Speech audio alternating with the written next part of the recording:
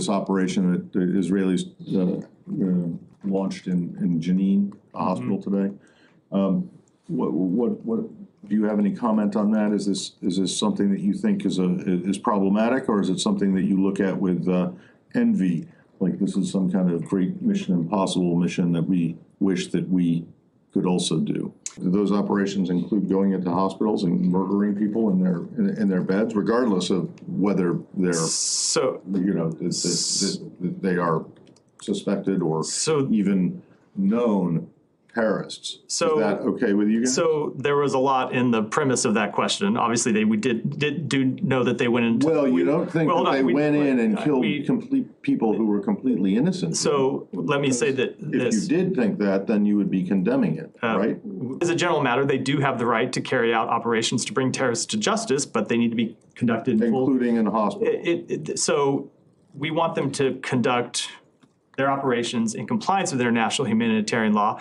We would generally say that we don't want them to carry out operations in hospitals, but under international humanitarian law, hospitals do lose some of their protections if they are being used to for the planning of terrorist operations, for the execution of terrorist operations. The actual hospital building does, but I mean, going in disguised as women and doctors and whatever is something different, and then going in and picking out people in particular rooms and particular beds and killing them seems to be something different. Israel occupies the whole West Bank. They are under their control. They don't need to disguise themselves as medics and go into a hospital and kill people, which he called non-civilians. They are actually civilians, but that's beside the point.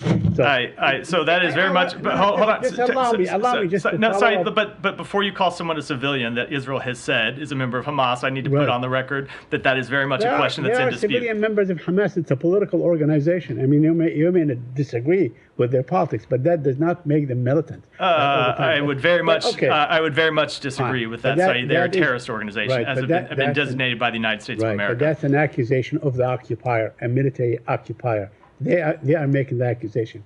I want to ask you, is that a conduct befitting a state or a group of gangsters to go in and kill people, assassinate them as they sat in their bed? Is that the conduct of the state? Will the United States ever do something like this? Hamas is a brutal terrorist organization. The brutal murder of 1,200 people on October 7th, the brutal murder of 1,200 people on October 7th, has hid behind civilians in Gaza and been responsible for the death of many, many Palestinian civilians who they use as human shields. Israel has the right to carry out anti-terrorism operations to bring members of Hamas to justice, but as I said, we want them to be carried out in full, Saeed, let me finish, in full compliance with international humanitarian law.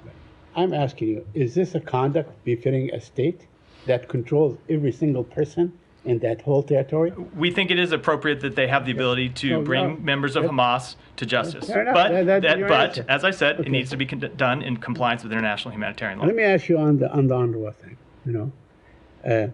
Now, you're cutting off aid at a time when several human rights officials are really warning that Gaza is on the verge of starvation. I mean, it's a real possibility. These people are facing famine and starvation, and you cut off aid, because there is allegedly 12 people that are members of Hamas who have done this and so on, out of 12,000 employees, I mean, nobody talks about 158 employees employed by UNRWA that were killed by the Israelis. But, I want to go back to the issue of famine and the likelihood of starvation, famine, and so on. What is your response to that? One specific thing that the ruling requested of Israel is to report within a month on what it's doing to ensure that genocide isn't taking place. Is that something that the US is calling on Israel to comply with? It's also going to rule on Friday this week regarding the case with Ukraine and Russia. In that case, would you expect states to comply with what the ICJ says?